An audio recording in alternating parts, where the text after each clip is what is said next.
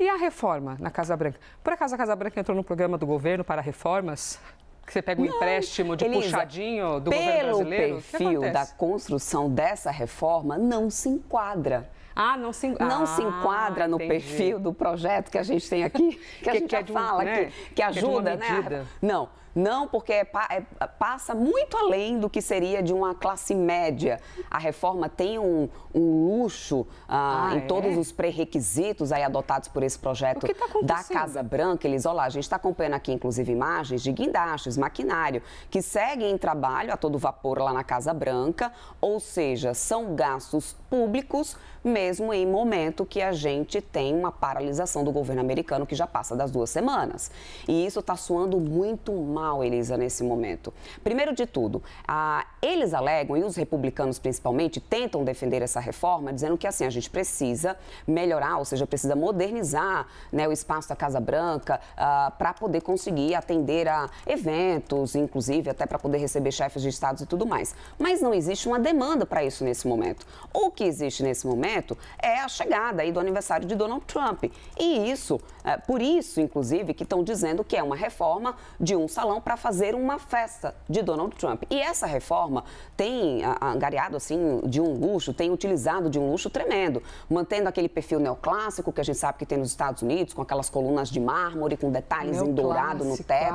Nossa, com um arquiteto renomado, inclusive, assinando esse design lá, que vai ser um design totalmente, um salão totalmente voltado para bailes de gala, e no final das contas é isso que a gente tem a oposição batendo sempre na tecla agora, só não tem sentido, destoa totalmente da gente ter uma paralisação, né, das contas do governo, com funcionários federais de licença, com corte de salários acontecendo, enquanto do outro lado a gente tem uma reforma que hoje está avaliada aí na casa dos 200 milhões de dólares. Quando a gente olha 200 milhões de dólares no todo do orçamento americano, 200 milhões de dólares a reforma, passa de R$1 bilhão se a gente for fazer, né? Por isso que eu te falo que é um luxo tremendo, exatamente isso. Capacidade para mais de 1.000 convidados, estrutura de palco e orquestra, salas anexas para banquetes privados e imprensa, e por isso tem levantado essa dúvida sobre a real necessidade da construção desse porte na Casa Branca agora,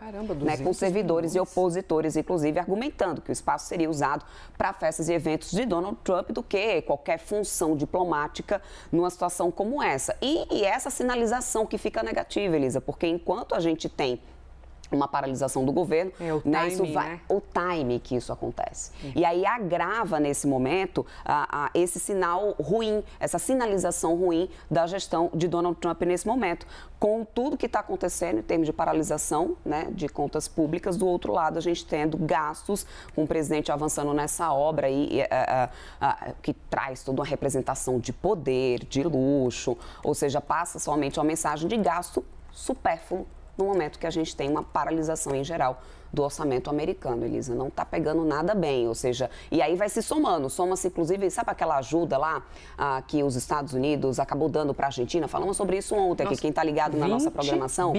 20 bilhões de dólares que a gente teve, né, sendo oficializado ontem dos Estados Unidos para a Argentina, e hoje, isso ainda hoje, está repercutindo na imprensa americana. O Financial Times hoje trazendo desdobramento em relação a isso, do quanto que isso está pegando mal internamente para os Estados Unidos, do porquê que eles estão fazendo isso agora, qual que é o interesse, que tem um interesse político por trás, e por causa dessa relação da expansão de participação, né, da China comercialmente falando na América Latina. Além disso, a gente sabe que existe nesse momento também sendo atrelado o resultado da eleição argentina, as eleições parlamentares da Argentina, que deve acontecer na semana que vem, e um gasto, ou seja, 20 bilhões para enviar para a Argentina, que teoricamente hoje é uma concorrência econômica, ou seja, é um potencial concorrente dos Estados Unidos, porque está vendendo soja lá para a China, enquanto os Estados Unidos deixou de vender. Então, assim, tá uma triangulação, um negócio que são mais assuntos que vão se somando e vai pesando mais do lado negativo na balança agora, nessa imagem do governo Trump. Vai ficar para sempre, claro, na Casa Branca, né? Vão vir os outros presidentes, todo mundo vai usufruir. Ok. Mas 200 é uma grana, hein? E o time, Elisa, né? 200 milhões de dólares num salão luxuosíssimo, no momento que a gente tem funcionários públicos sem saber se vão continuar empregados.